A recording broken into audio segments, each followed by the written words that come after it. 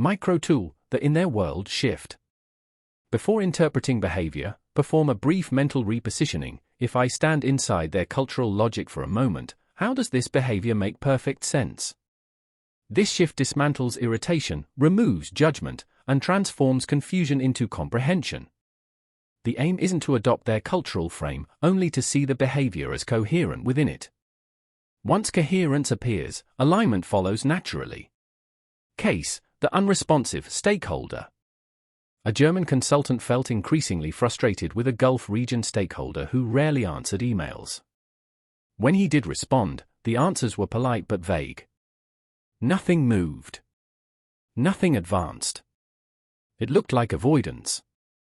When the consultant placed himself inside the stakeholder's cultural logic, the behavior aligned immediately. Written communication was considered lower priority than personal relationship. Decisions were built through informal conversations, not digital exchanges.